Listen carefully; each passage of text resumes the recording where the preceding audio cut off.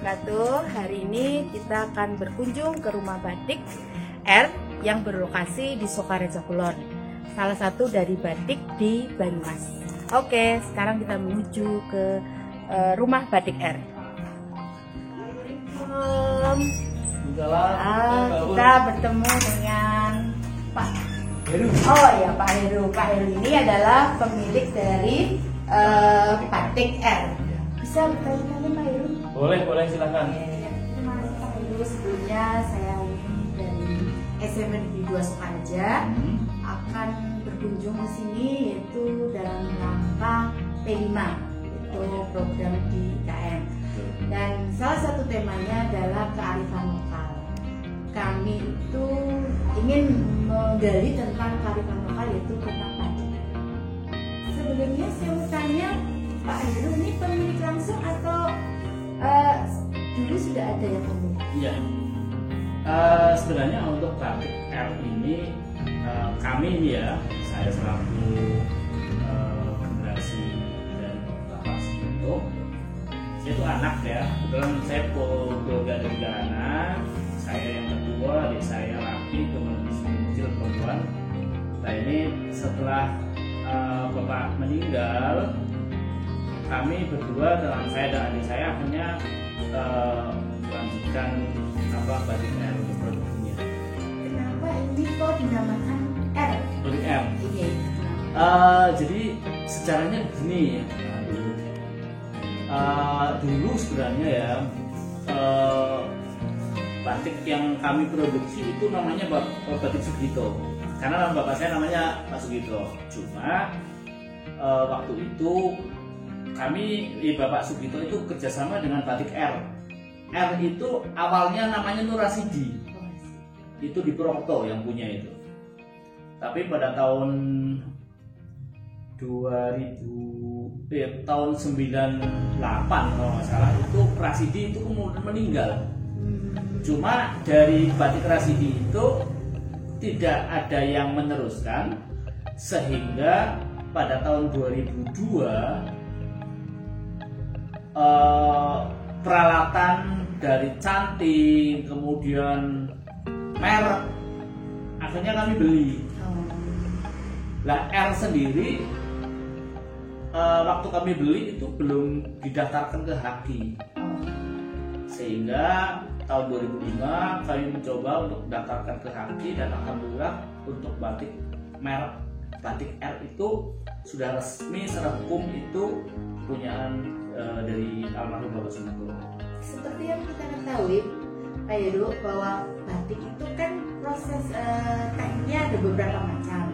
Nah dari batik R ini sendiri lebih banyak yang mana?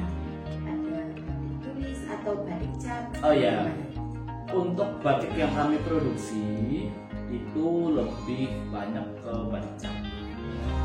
Pertama, batik cat itu prosesnya lebih cepat, kemudian harganya terjangkau. Di samping juga ada batik tulis, ada kemudian batik abstrak juga kami sudah mulai memproduksi batik abstrak. Batik kombinasi juga ada. Tapi untuk batik cat sendiri dari dulu lebih produksinya ke batik cat atau batik cetak. Terus motifnya yang diproduksi ini mungkin ada motif dari Banyumas atau dari jenis motifnya yang sering diproduksi. Jenis motifnya ya contohnya ini ya. Ini ada lumbon atau lumbu. Ini juga lumbu ya. Terus ini ada jawi serimpang. Tapi untuk yang motif kayak kawung, parang itu lebih banyak dari Solo. Kalau ada nggak motif yang, kalau di Sukareja kan sudah terkenal dari dulu gitu. Ada nggak motif yang motif itu motif Sukareja? Jadi kalau saya sudah lebih ke ini sih ya, ke Banyumas ya. Walaupun dari sejarah gitu ya, lahirnya batik memang ada di Sukareja. Cuma dari sejarah yang ada itu sampai sekarang untuk Kabupaten Banyumas itu ada beberapa motif yang memang khas Banyumas. Di antaranya itu satu kayak lumbon, ini jawi serimpang juga ada. Ini salah satu itu juga khas Banyumas. itu bukan, itu Trate. Ini lumbon ya? Itu lumbon, yaitu versinya versi istilahnya setelah kemudian kita bikin inovasi, saya bikin seperti itu, ada bunganya gitu. Ada nggak ciri khas dari batik R? Batik R. Ada ciri khasnya yang membedakan dengan batik yang lain? Saya lebih ke ini ya, batik Banyumas dengan daerah lain gitu ya. Nah, untuk batik Banyumas itu lebih ke warna, pewarnanya coklatnya itu lebih gelap. Nah, ini contohnya gitu ya. Ini coklatnya kan coklat tanah. Kalau Solo, Jogja, coklatnya itu agak sedikit kemerahan. Nah, ini pun ada filosofinya, Bu. Iya, filosofinya. Jadi kenapa batik Banyumas itu terkenalnya kayaknya gelap gitu ya. Jadi menurut filosofinya bahwa dulu orang-orang zaman dulu itu mereka itu banyak bercocok tanam. Mereka suka di kebun, di sawah, ya. Dan mereka itu sudah terbiasa dengan kehidupan di lumpur. Lumpur kan warnanya coklat tanah gitu. Nah, itu. Kemudian untuk motifnya sendiri, karena mereka juga bercocok tanam. Untuk motifnya sendiri banyak didominasi tumbuhan dan hewan. Tumbuhan biasanya itu ada daun-daun, alam betul. Kemudian kalau hewan itu biasanya ada kupu, merak ya, ada merak, ada burung, seperti itu. Bagaimana kalau kita menuju ke pembuatan batik? Boleh. Nanti bisa dilihat di belakang toko ini ada tempat yang untuk produksi. Silakan Bu. Ya, jadi ini usaha sudah turun menurun ya Pak? Betul. Sudah luas jangkauannya. Ya dari Bapak itu dari tahun 70 Mbak. Jadi sudah cukup lama itu. Iya, saya dulu itu sudah pernah membeli batik yang harganya masih 30-an. Betul, itu dulu. Sekarang sudah 150 ya. Memang bahan baku semakin kesini juga semakin mahal. Akhirnya kita juga ngikuti pasar-pasarnya. Untuk rumah cetak rumah cetaknya ada berapa? Ada 2. Oh, ini yang satu di sini. Nah, ini tempat yang buat ucap dulu. Jadi nanti bisa dilihat motif yang sedang dibikin. Ini namanya batik daun singkong. Iya. Kalau modelnya ini jenis apa Pak? Kainnya? Sunforest. Sunforest. Ya, tadi yang saya bilang ukurannya itu 2 meter 10, 1 meter sana 1,15. Kalau dulu kan namanya capsen beda nggak? Oh, capsen itu ada capsen itu jenis-jenisnya Mbak. Jadi mori itu ada primissima sama prima. Kalau ini itu primanya mori yang kita pakai, tapi prima bagus. Oke, lihat kita sedang di lokasi cap batik di rumah batik R. Ya, bisa kalian lihat di sini ada alatnya, ada cap, kemudian ada seperti wajan namanya apa? Ya, ini wajan sama juga. Fungsinya untuk malam buat ini malamnya. Ini sekarang sudah pakai kompor gas. Nah, kalau dulu pakai minyak tuh pakai canting ya, kalau itu ya. Kalau ini kan tetap sama canting, cuma ini namanya canting ya. Itu kan canting cap. Oh, ini namanya kalau canting cap. Yang buat tulis ya canting tulis. Bisa kita satu ditunjukkan. Ini namanya batik. Ini cap. Ini cap. Nah, ini juga cap, ya. Kawung sebenarnya ini. Kawung, jenis kawung. Jenis kawung macam-macam. Prosesnya gimana Mas? Bisa dijawab Pak Heru yang jelas. Prosesnya ini pertama kain ya, disatukan dulu di atas mejanya juga khusus. Ini bawahnya pakai busa yang ada airnya. Kemudian malamnya dipanaskan dulu sama cantingnya. Ya. Nanti kalau kira-kira antara malam dan canting sudah siap, baru kemudian kita praktekkan mori yang sudah siap. Berpanas belum Mas? Oke ya. Bisa dilihat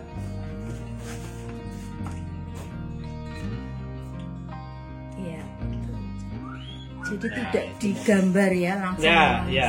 Kalau batik cap itu sesuai dengan motif yang ada di canting. Iya, hebat sekali, butuh ketelitian Oke. menyambung. Betul, ini ada tekniknya. ada titiknya ini. Oh, ada titiknya. Ini ada titiknya, itu harus sesuai dengan titiknya. Oh, Itu yang menjadi istilahnya apa ya, patokannya itu. Oh, jadi setiap itu pojok itu Iya. satunya ada titiknya Iya. biar bisa Nyambung itu nanti.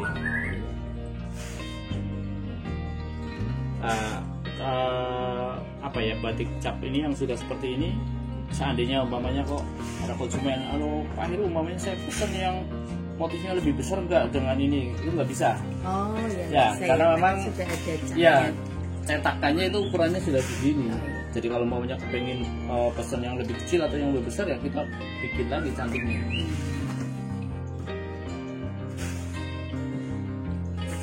Situ ada titik yang membuat bisa Ya, nyambung. jadi bisa nyambung, ini menjadi pedomannya itu. Sudah lama Mas kerja di sini? Oke, setelah ini gimana Pak? Dari Setelah ini sebenarnya di warna. di warna. Pewarna di sana ini. Ada pewarna yang sebenarnya pewarna yang sering kita pakai ada dua. Warna indigo sama naphthol.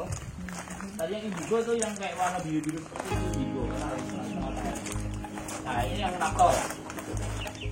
Dan naphthol itu lebih ke warna-warna yang apa sih ya, lebih enggak, kalau itu kan lebih cerah, kalau ini kurang-kurang ini memang. Ini naphthol nih, warna merah. Berarti di warna dulu ya. Setelah dari cat tadi langsung Ya, setelah dicapnya masih ada kelihatan malamnya. Ini pakai kaos tangannya karena Ya. safety, karena keselamatan kerja. Yang jelas kalau nggak pakai kantong tangan nanti Tangannya merah. warna merah. Tapi nggak berbahaya. Oh enggak. Minum kopi nggak rokok. Jadi tidak berbahaya ya. Ya, ini Terus warna. berbahaya ini ya. Selama berapa? Oh, ini 3 kali sebenarnya, 3 kali Oh. celupan. Nah, ini kan baru pertama ini. Begitu masuk sini langsung kan beda obatnya. Begitu masuk sini langsung merah. Ini 3 kali celupan. Ini nanti menghasilkan warna dasarnya merah. Dasarnya ini warna hitam nanti. Oh, nanti hitam. Iya, jadi warna terakhirnya nanti warna merah sama warna hitam. Jadi setelah ini kan kemudian kita cap lagi. Oh iya. Kita cap lagi untuk menghasilkan warna merahnya. Merah, hitam, putih. Ini Ya. yang ketutup malam ini jadinya putih. Yang malamnya, ya kan ada malamnya nih. Ya, Nanti nanti munculnya malamnya. warna putih kalau udah dilorot. Oh ya, dilorot namanya. Berarti tidak direndam ya Pak ya? Enggak. Hanya Nanti di- ini setelah ini sudah mulai tiris, kita cuci. Tiriskan, dicuci Cuci, nanti masuk sana lagi. Jadi ini diulang sampai 3 kali Bu. Nah, ini baru sekali. Walaupun udah merah seperti ini, nanti kami memang untuk bikin takaran warnanya memang 3 kali celupan biar warnanya lebih tebal. Ya. Setelah itu dijemur. Setelah itu dijemur, kemudian besoknya lagi baru dicap lagi. Ini jemurnya ya Pak. Tidak langsung di bawah sinar matahari atau memang tempatnya ini biasanya di sini? kalau ini nanti dicap lagi yang ini. Oh, Kalau yang itu kan itu harus nunggu kering. keren. Ngecapnya baru besok. Berarti yang dicap lagi tidak di bawah sinar matahari atau Sama juga. tetap Ya paling hanya dianginkan seperti ini. angin-angin Iya. ya, tidak langsung. Ya efeknya kalau dijemur langsung di matahari kan masih ada malamnya. Sedangkan malam itu kalahnya sama panas. Walaupun sinar matahari itu kan juga termasuk panas, itu meleleh. Saya itu baru dilorot ya. Ya, nanti bisa dilihat kalau mamanya mau di tag gitu ya, lihat gambarnya mamanya kita warna ini dicap yang kedua nanti bisa melihat. Sekarang kita sedang melakukan proses yang keberapa ya? Ini jadi kalau pembuatan batik ini pertama dicap pertama tadi yang Iya, seperti seperti itu itu ya. ya. Kemudian diwarna, ini warnanya jadi warna biru ya. Terus nanti ada berarti proses ketiga. Ketiga itu. Iya. Proses ketiga itu kita ingin warna birunya kita tutup. Jadi proses nyanting kedua itu agar kita menghasilkan warna yang pertama. Warna pertama ini kan biru. Iya. Nah, nanti warna keduanya warna hitam. Jadi nanti bisa dilihat karena memang mungkin cantingnya belum panas. Kita siapkan dulu agar belum bisa dipakai. Itu kalau panasnya kurang, hasilnya di sini juga kurang bagus, nggak maksimal. Gitu. Ini warna berarti cantingnya beda. Beda lagi. Sebenarnya hampir sama seperti ini untuk tadi kan fotonya ini ya parang gitu ya. Nah ini istilahnya pasangannya ini. Jadi nanti di sini nih ada muncul ininya. Di sini juga ada. Nanti bisa dilihat.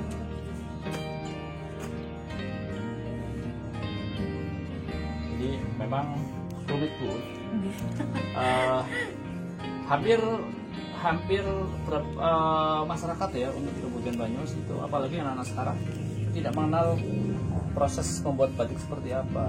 Ini jadi kami sangat menyayangkan dan ini terima kasih kepada Bu Iya. untuk yang proyeknya untuk P5-nya ini bisa ngambil kearifan lokal batik. Jadi nanti paling tidak anak-anak tahu proses membatik seperti apa. Nah, ini kan, ini tadi kan nggak ada nih, ya kan? Nah, kemudian ditutup. Nah itu. Yang ketutup malam itu yang nanti menghasilkan warna biru. Biru. Oh. Iya. Iya. Karena ditutup ya. Betul. Nanti setelah ini selesai, kita kasih warna hitam. Jadi yang tidak ketutup seperti ini, yang tidak ketutup malam ya, warna ini nanti muncul warnanya hitam. Tapi yang ketutup malam seperti ini warnanya biru. Berarti ini yang putih nanti. Putih. Ya, kalau sudah dilorot istilahnya ya. Oh iya, karena ini pertama ya. Pertama kan tadinya kan warna murinya kan putih. Iya.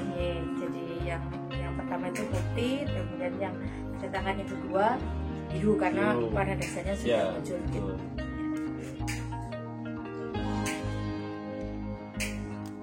Ini motif apa Pak namanya? Campurannya ini. Campuran, saya kombinasikan. Ini motif yang daun ini padi joto, kemudian ini yang parang. Nanti di sini saya kombinasi dengan motif ini dulu. Ini yang desain Bapak? Mas apanya? Ya, desain, ya saya mengerti ya. Desain punya ide untuk digabungkan, ya. Betul. Nah, kalau biasanya kan ada motif ini kan ya. Ya. Kemudian Ini sebenarnya bisa motif ini dua motif sih. Ini saya bikin dua motif aslinya satu-satu. Iya. Cuma saya lebih campur. ya lebih kreasikan.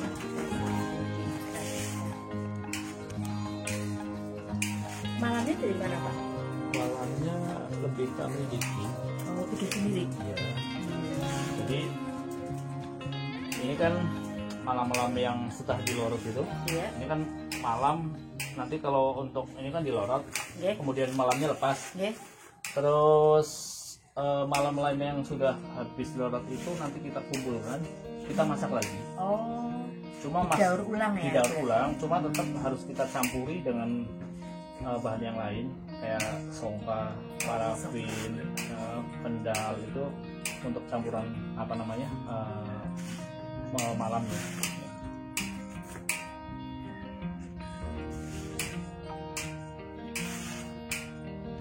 Juga produksi bahan juga nih Pak. Ya. Nah, kalau kainnya dari Pekalongan. Iya, dari Pekalongan. Ini langsung nih dari Pekalongan langsung. Gitu. Karena dulu juga kan ada yang perbain kan. Perbain sebenarnya menyediakan, tapi perbain itu kan juga sifatnya juga mereka juga beli dari Pekalongan. Ya. Jadi hampir semua bahan ya untuk membuat batik itu hampir semuanya dari Pekalongan. Baik dari Malam, ini di perbain juga ada semalam ya.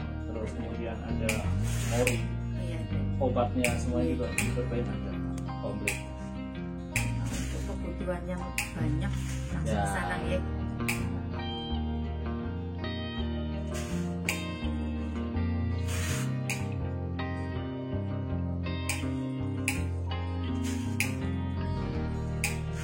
Oke, terima kasih Pak.